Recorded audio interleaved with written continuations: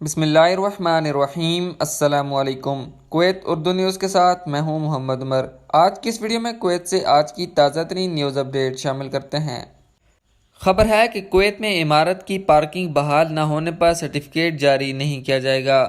تفصیلات کے مطابق کویت میونسپلٹی کی ہولی برانچ میں خلاف ورزیوں کو ہٹانے کے شعبے کے سربراہ ایاد القحطانی نے تصدیق کی ہے کہ کسی بھی عمارت کے لیے تفصیل کا سرٹیفکیٹ جاری نہیں کیا جائے گا جب تک کہ تہہ خانہ یعنی بیسمنٹ کو لائسنس کے مطابق پارکنگ الاٹ اور اس عمارت کے مکینوں کو خدمات کی فراہمی کے لیے ایک جگہ یا عمارت کے سامان کے لیے گودام کی اصل ساخت میں بحال نہ کیا جائے۔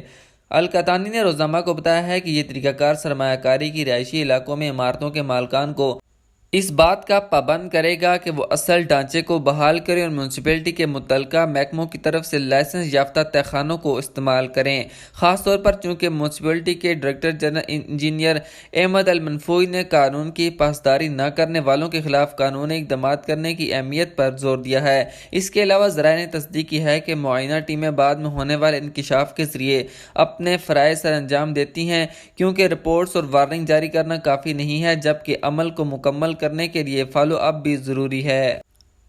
اگلی خبر کی جانب بڑھتے ہیں کہ کویت نے گزشتہ 2 ماہ میں 6122 غیر ملکیوں کو ملک بدر کر دیا ہے۔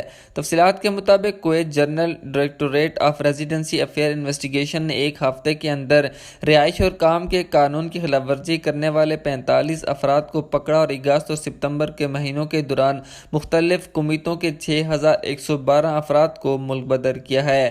General directorate of residency affair investigation department نے 28 ستمبر 2022 سے 6 اکتوبر 2022 تک رہائش اور کام کے قانون کی خلاف ورزی کرنے والے مختلف کمیتوں کے 45 افراد یعنی غیر ملکیوں کو گرفتار کیا۔ اگست کے مہینے میں 43 سکیورٹی مہمات کے ذریعے 585 افراد گرفتار ہوئے۔ ستمبر میں سکیورٹی مہم کے ذریعے 204 ملزمان کو گرفتار کیا گیا ہے۔ اگلی خبر سے عمل کرتے ہیں کہ Kuwait directorate general narcotics control نے کوسٹ گارڈ کے جنرل ڈپارٹمنٹ کے تعاون سے ایران سے آنے والی 131 کلو گرام چرس کی اسمگلنگ کو ناکام بنا دیا۔ منسٹری آف انٹیریئر نے مزید کہا ہے کہ 2 ایرانیوں کو حراست میں لے لیا گیا ہے جنہیں کویت کے علاقائی پانیوں میں داخل ہوتے ہوئے دیکھا گیا تھا۔ وزارت داخلہ نے بتایا ہے کہ تفتیش کے دوران ملزمان نے اعتراف کیا ہے کہ انہوں نے منشیات کو سمندر میں پھینکا تھا تاکہ بعد میں برآمد کیا جا سکے۔ تاہم دونوں افراد کو گرفتار کر کے ان کے خلاف قانونی کارروائی کی گئی ہے۔